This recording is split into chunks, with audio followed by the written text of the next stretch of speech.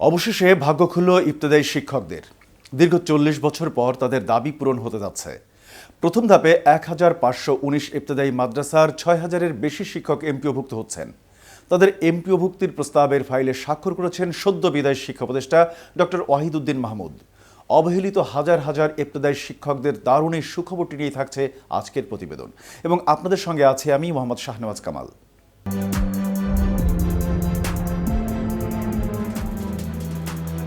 বুধবার ওয়াহিদুদ্দিন মাহমুদ তার বিদায়ী বক্তব্যে বিষয়টির প্রতি ইঙ্গিত করেছেন। তিনি বলেছেন, একই কারিকুলামে পড়াশোনা করিয়ে সরকারি প্রাথমিক শিক্ষকদের সঙ্গে ইবতেদায়ী শিক্ষকদের চরম বৈষম্য ছিল।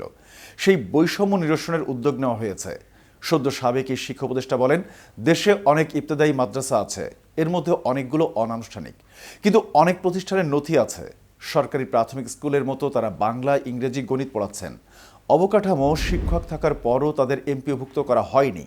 তাদের এমপিওভুক্ত করা সম্ভব, সেই কাজ আমি করে দিয়েছি। ওয়াহিদুদ্দিন আরও বলেন, সরকারি প্রাথমিক বিদ্যালয় ও ইবতেদায়ী মাদ্রাসায় প্রায় একই কারিকুলামে পাঠদান করা হয়, কিন্তু সরকারি স্কুলের শিক্ষকরা শতভাগ সরকারি সুযোগ সুবিধা পেলেও ইবতেদায়ী শিক্ষকরা নামে মাত্র ৩,০০০ টাকার মতো অনুদান পান। এটা চরম বৈষম্য। অথচ আলিয়া মাদ্রাসায় পড়াশোনা করা অনেক ছাত্র শুধু দেশে নয়, বিদেশেও শিক্ষকতা সহ বিভিন্ন পেশায় সুনামের সঙ্গে চাকরি করছেন। তাই আমি ব্যক্তিগতভাবে সাধারণ শিক্ষা ও আলিয়া মাদ্রাসার মধ্যে পার্থক্য দেখি না। যেই বৈষম্য ছিল সেটি দূর করা হবে, এমপিওভুক্ত করা হচ্ছে। তিনি বলেন, দীর্ঘদিন ধরে জট থাকায় একসঙ্গে সবাইকে এমপিওভুক্ত করা সম্ভব না। যেসব মাদ্রাসার নথি আছে সেগুলো প্রথম ধাপে এমপিওভুক্ত করা হবে, পর্যায়ক্রমে সবাইকে এমপিওভুক্ত করা হবে। মন্ত্রণালয়ের বিশ্বস্ত একটি সূত্র জানিয়েছেন, নতুন সরকার দায়িত্ব গ্রহণের পর গত নভেম্বর-ডিসেম্বর মাস থেকে ইবতেদায়ী শিক্ষকদের এমপিওভুক্ত করার জন্য কাজ করছিল শিক্ষা মন্ত্রণালয়ের কারিগরি ও মাদ্রাসা বিভাগ।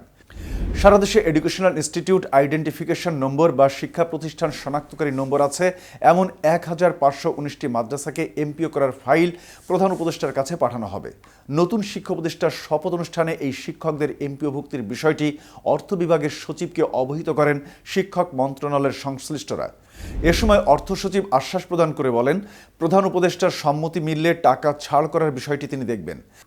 এ বিষয়ে কারিগরি ও মাদ্রাসা বিভাগের সচিব ডক্টর খমা কবিরুল ইসলাম বলেন, বিদায়ী উপদেষ্টা ফাইলে স্বাক্ষর করেছেন।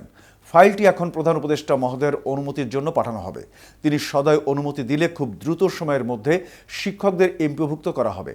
কতদিন লাগতে পারে এমন প্রশ্নের জবাবে সচিব বলেন, অর্থ মন্ত্রণালয় চলতি বছর বাজেট বরাদ্দ থেকে অর্থ ছাড়ের আশ্বাস দিয়েছেন। মে মাসের বেতন যেন শিক্ষকরা পান সেই চেষ্টা চালাচ্ছি। এই ছিল এখনকার মতো।